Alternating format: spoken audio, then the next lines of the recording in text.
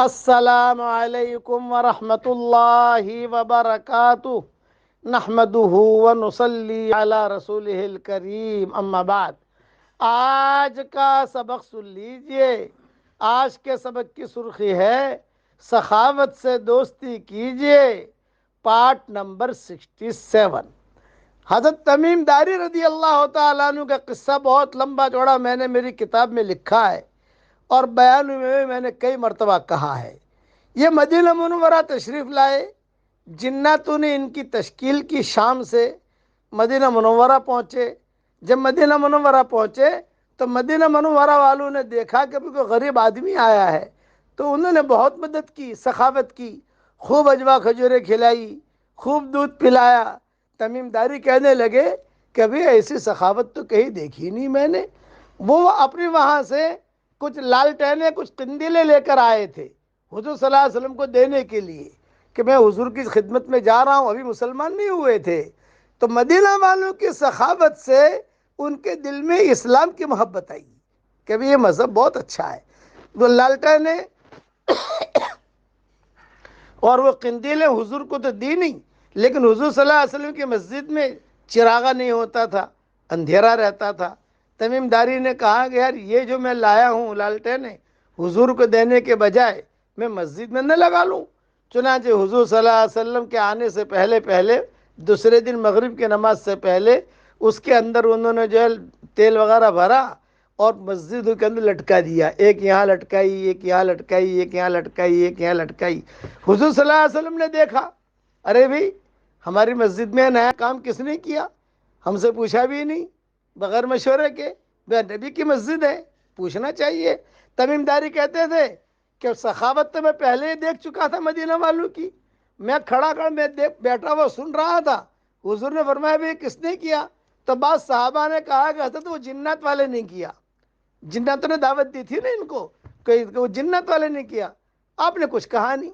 مغرب کی نماز ہو گئی تو آپ نے فرمایا این التمیم، این التمیم، تمیم کہاں ہے بھائی؟ تمیم داری کہتے میں گھبرایا، پھنسا، میں نے حضور کو پوچھے بغیر یہ کام کیا ہے۔ جب میں وہاں پہنچا، حضور کے قریب جا کے بیٹھا، سارا مجمع مجھے دیکھ رہا تھا۔ جب سارا مجمع مجھے دیکھ رہا تھا، میں حضور کے سامنے بیٹھتی ہی میں سرنڈر ہو گیا۔ حضرت یہ کام میں نے کیا ہے، آپ سے پوچھے بغیر کیا، مجھے آپ سے پوچھنا چاہیے تھا۔ اصولی بات تو یہ ہے، میں تو نیا آدمی ہوں، لیکن یہ کہ آپ سے پوچھے بغیر میں نے یہ کام کیا، اگر صحیح ہے تو یہ اللہ کی طرف سے، اور اگر غلط ہے تو میری طرف سے مجھے معاف کر دیجیے۔ آپ نے فرمایا لا لا لا لا یا تمیم، تمیم یہ بات نہیں ہے، تیرے اس کام سے مجھے اتنا خوشی ہوئی اور مجھے اتنا پسند آیا، اور تیرا ایک کام مجھے اتنا پسند آیا کہ اگر کوئی میری لڑکی ہوتی تو میں تجھے داماد بنا لیتا۔ یہ حضور نے فرمایا بھرے مجمع کے سامنے۔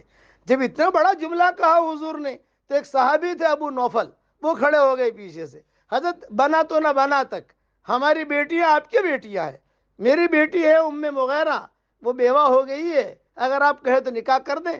آپ نے فرمایا بہت اچھا۔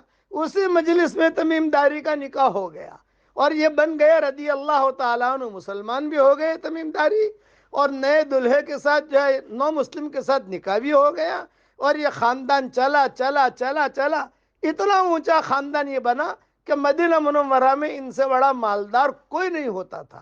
بہت خوبصورت تھے تمیم داری۔ تو تمیم داری کہتے تھے مدینہ والوں کی سخاوت نے میرے دل میں اسلام داخل کر دیا۔ یہ سخاوت کیجئے، اپنوں کے ساتھ بھی، پرائیوں کے ساتھ بھی، اچھوں کے ساتھ بھی، بروں کے ساتھ بھی۔ کوئی آپ کے ساتھ برا کرے اس کے ساتھ بھی سخاوت کا معاملہ کیجئے۔ اللہ تعالیٰ کو سخی بہت پسند ہے، اور اللہ تعالیٰ کو بخیل بالکل پسند نہیں ہے۔ بخل نہیں کیجئے، کم سے کم دعا دے دیجئے۔ کسی کو ہم کچھ نہیں دے سکتے، کسی نے کوئی بات رکھی نہیں دے سکتے، آپ کے پاس مالی معذوری ہے، کوئی بات نہیں، کم سے کم دعا دے دیجئے۔ اور اگر سخاوت کریں تو پھر آپ کا پیسہ بولنا نہیں چاہیے۔ بعض مرتبہ پیسہ بولتا ہے، میں نے فلاں جگہ مسجد میں اتنا پیسہ دیا، فلاں جگہ اتنا پیسہ دیا، اس سے نیکی ختم ہو جاتی ہے۔ کام ایسا کرو کہ اللہ کے علاوہ کسی کو پتہ نہ چلے۔ اب پڑھیے میرے ساتھ، سبحان اللہ و بحمدہ، سبحان اللہ العظیم۔